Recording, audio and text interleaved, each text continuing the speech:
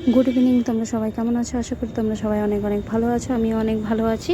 তো আজকে হলো দশমী, শুভ দশমী। দশমীটা কালই ছিল, কিন্তু কালকে বৃহস্পতিবার, তাই কালকে মেয়েটা বিসর্জন করা হয়নি। তো আজকে মেয়ের বিসর্জন করবে, তাই মন্দিরে যাওয়ার জন্য তৈরি হয়ে নিয়েছি। দেখো আমার পেছন থেকে আওয়াজ পাচ্ছ তোমরা ঢাকের। মন্দিরে এখন ঢাক বাজছে, তো এখন মেয়ের বিসর্জন করার জন্য মেয়েটা বের করা হবে।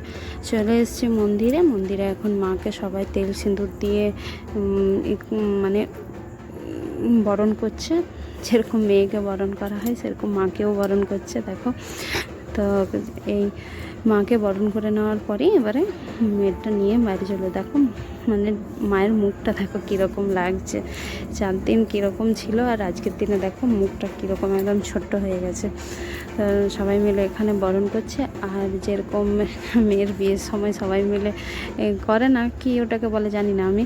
তো এই দেখো সবাই মিলে মাকে একবার করে বরণ করছে। তেল সিঁদুর দিয়ে বরণ করা হলো। এবার এটা পান পাতা দিয়ে মাকে গোছে। আমি সামনের দিকে যাওয়ার পেলাম না, প্রচুর ভিড় ছিল, তাই আমি দূর থেকেই করেছি।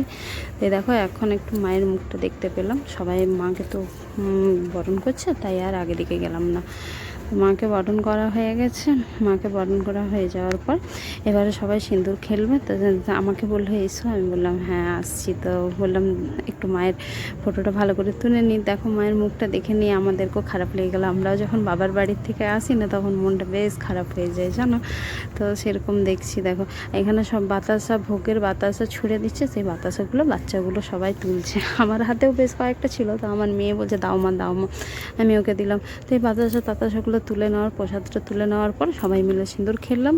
দিয়ে সিঁদুর খেলা হয়ে গেছে। এবারে মাকে নামাবার সময় বেশ কয়েকজন এলো। কাকিমাগুলো বলছে আমরা এখন বাকি আছি, তো ওরা আরেকবার বললো আমরা বরণটা সেরে নিই। যারা যারা বরণটা সেরেছে তারা সিঁদুর খেলো, আর ওনারা বাকি ছিলেন তো ওনারা আবার বরণটা করলেন। তো এই তো সিঁদুর খেলা হয়েছে। দেখো তো আজ আমি এই শাড়িটা পরেছি, কীরকম আমাকে লাগছে তোমরা কমেন্ট করে জানিও।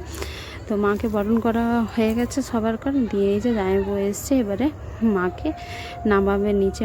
জামাইবাবু এসছে, আর এটা জামাইবাবুর দাদা আর একটা কাকু, আর সবাই মিলে মাকে এবারে নামানোর চেষ্টা করছে। কিন্তু যেহেতু অনেক ভারী তো মূর্তিটা, তাই নামাতে পারছিল না।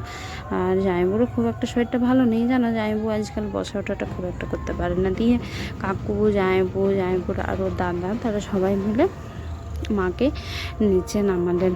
নিচে নামানোর পর আরও কয়েকটা কাকিমা বলছে আমরা বাকি আছি গো, আমরা একটু মাকে সিঁদুর দিই। তো আবার মূর্তিটা নামানোর পরে নিচে আরেকবার রাখা হলো। দিয়ে সে কাকিমারা বলছে আমাদের একটু দেরি হয়ে গেছে, আমরা মাকে একটু সিঁদুরটা দেবো। বলছে ঠিক আছে কাকিমা, তোমরাও দিয়ে নাও। তো এই করতে করতে বেশ আজকে অনেক দেরি হয়ে গেল। এখন বাজে তোমার মোটামুটি সন্ধ্যা 7:30, পৌনে 8টার মতো হয়ে গেল। এই যে কাকিমা বাকি ছিলেন, কাকিমা বলছে আমি একটু সিঁদুরটা দিয়ে দিই। আমি বললাম হ্যাঁ হ্যাঁ দিয়ে নাও কাকিমা, মাকে সিঁদুর দিতে অসুবিধা কী আছে, একটু এত দেরি হয়েছে, আর একটু দেরি হলে কিছু হবে না, তুমি দিয়ে নাও। দিয়ে কাকিমা বাকি ছিলেন, আরও দিদিরা বাকি ছিলেন, তারা সবাই সিঁদুরটা দিলেন। তারপর বাইরের থেকে মিস্ত্রি আর সবাই এসে নিয়ে মাকে সবাই মিলে তুলে ট্রাকে লোড করবে।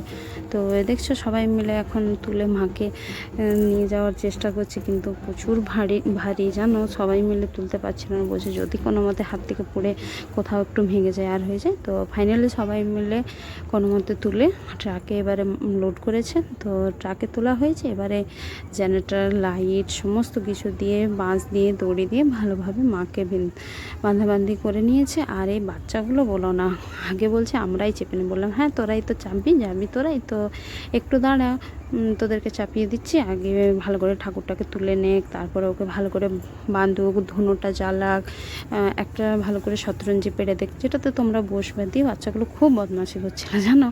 তো আমরাও এরকম ছোটোবেলায় করতাম বলো, ওদেরকে দেখে আমরা নিজেদের ছোটোবেলাগুলো মনে পড়ে গেল। আমরাও খুব এরকম করতাম, যখন সবাই বাতাসা দিত আর দিত, আমরাও সেই বাতাসাগুলো তুলে তুলে রাখতাম আঁচলের মধ্যে, দিয়ে পরে ওগুলো বাড়িতে বসে বসে খেতাম। তো সেই হলো। আর এই যে ঠাকুরমশাইও বসে পড়লেন আর বাচ্চাগুলো বসে পড়লেন। এবারে মায়ের বিদায়ের পালা। তো মা এবারে চলে যাচ্ছেন। ছেলেগুলো সবাই আগে আছে, আমরা মেয়ে ছেলেগুলো সবাই পেছনে ছিলাম। প্রিয়তি বলছে চলো ঘুরে আসবো। আমি বললাম ঠিক আছে চলো যাই।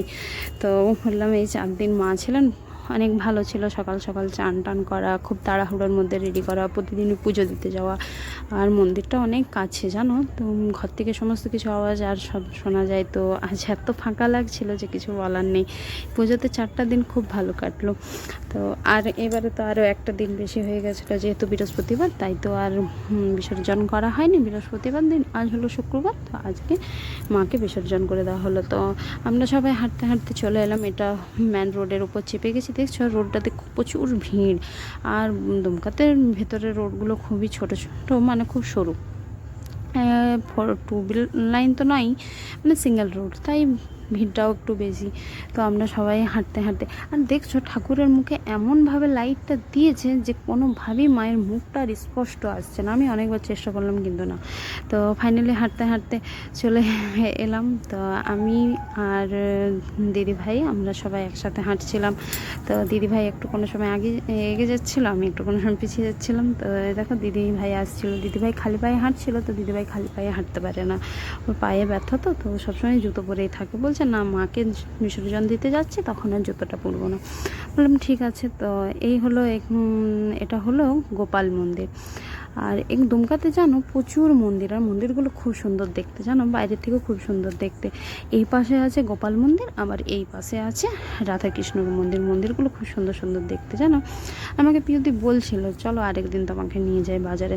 তো আমি বললাম না পিয়দি, এই 4টা দিন না খুবই, মানে কি বলবো, প্রচুর রোদে কিছু ভালো লাগছিল না। আমি বললাম না থাক, পরে যখন আমি আবার আসবো তখন তুমি আমাকে নিয়ে যাও। এটা হলো রাধাকৃষ্ণর মন্দির, দেখছো মন্দিরগুলো খুব সুন্দর। তো আমরা এই মন্দিরটা দিয়ে বেরিয়ে গেলাম, বেশ কিছুটা আগে গেলাম, তারপরে আবার মাকে ফেরত নিয়ে এলো ঘুরিয়ে। পরে পুরো বাজারটা বললো ঘোরাবো, তো আমরা বললাম না গো, আর আমরা হাঁটতে পারবো না। তো ওরা নিয়ে চলে গেল, আর এই গোপাল মন্দিরের কাছ থেকেই আমরা আবার ঘুরে চলে এলাম।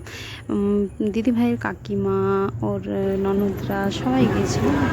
আমরা আবার ঘুরে চলে এলাম ঘর থেকে। তো দেখলাম যে মাকে ওরা ঘুরিয়ে নিয়ে আসছে। তোমরা যারা যারা যাবে যাবে, যারা যারা যাবে না তারা বললাম ঠিক আছে, আমরা পাবো না, পাবো তারা তারা যাবো। তো বাচ্চাগুলোকে নিয়ে ওপরে চলে গেল, পুরো বাজারটা ঘুরে নিয়ে আর আমরা আস্তে আস্তে হেঁটে হেঁটে বাড়ি ফিরে চলে গেলাম। তো বাড়ি ফিরে দেখছো সবাই আছে,